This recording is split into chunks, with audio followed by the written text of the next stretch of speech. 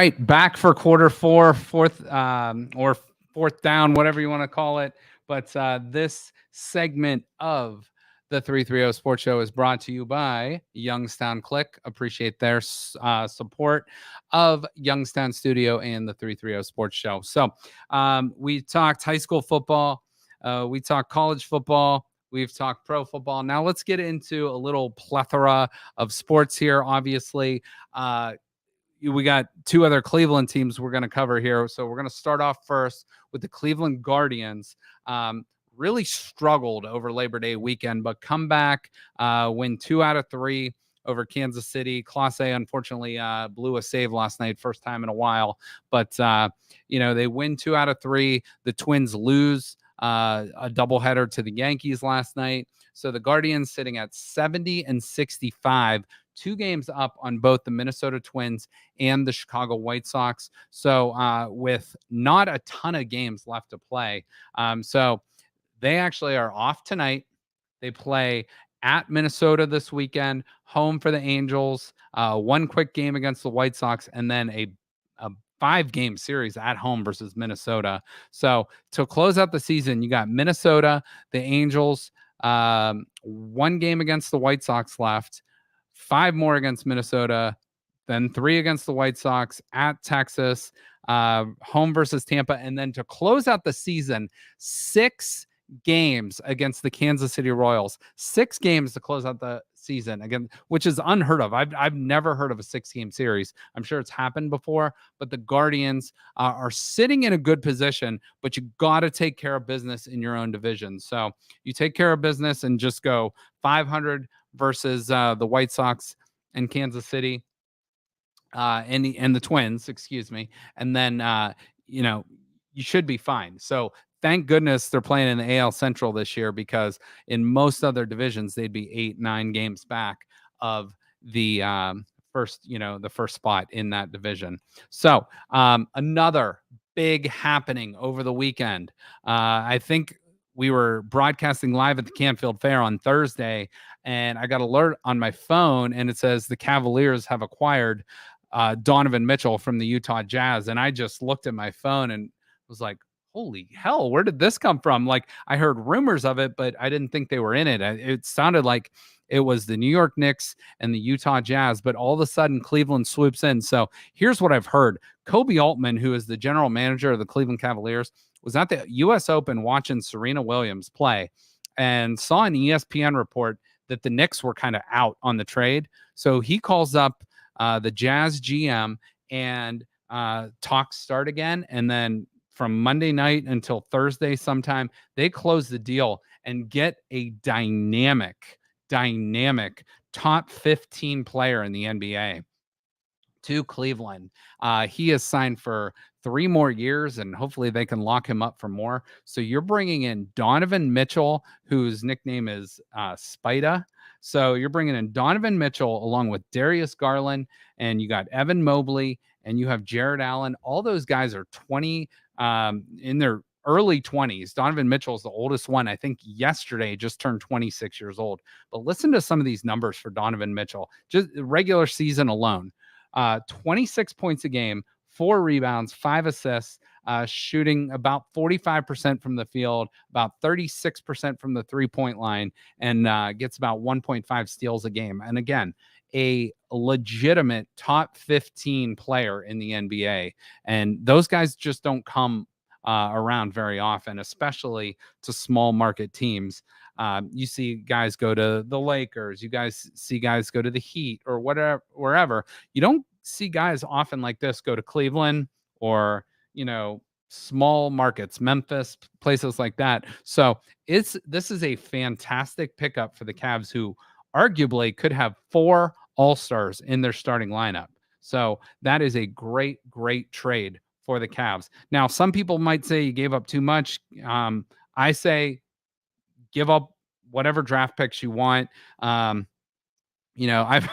saw a meme out there. It was Kobe Altman and Andrew Barry, and it was like their face split in two, and it just said "F them picks," because the Browns and the Cavs both gave up 3 first-rounders this year to acquire star players, obviously, with Deshaun Watson and Donovan Mitchell. Donovan Mitchell doesn't have the off-the-field stuff, so you don't have to, or off-the-court stuff, so you don't have to worry about him. But in the playoffs, nearly 40 games in the playoffs, he's averaging almost 28 points, actually over 28 points a game, 5 rebounds and 4.5 assists a game. So, but here's what this trade looks like. So they acquire Donovan Mitchell.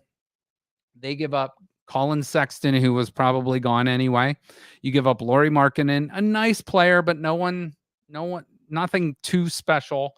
You give up your first-round draft pick this year, so I guess you could say maybe you gave up 4 first-round draft picks. But, a middle-round draft pick who was probably going to play 10 to 15 minutes a game this year. And then you give up your 2025, 27, and 29 first-round picks. Those are unprotected, but if the Cavs stay on the trajectory they are, those picks should be in the 20s. And then a pick swap. So a pick swap basically means you get the higher of the 2 picks. So the Jazz will get pick swaps in 26 and 28. But all that means is if the Cavs have a worse record than Utah, which they will not in those 2 years. So basically that is a wash in my opinion. So the Cavs have put themselves in contention in the Eastern Conference to make a run. Now the Eastern Conference is loaded. Boston, Milwaukee, Miami's still good. You got a deep plethora of teams there. However, the Cavs are right there in the mix for that. I wanted to talk about one more college football note that didn't discuss earlier, but the College Football Committee has decided to put together a 12-team playoff format that it will become available in either 24, 25, or at the latest 2026. So we are going to have a 12-team playoff in college football, which to me, I love it. I know certain traditionalists think the number should be 8 or just keep it at the 4 because of regular season importance, because of just traditionalists and bowl games and stuff like that. To me, I love this, and here's why. So you get the first 4 teams will receive automatic first round buys. To me, that's a win because that still leaves credence on the regular season.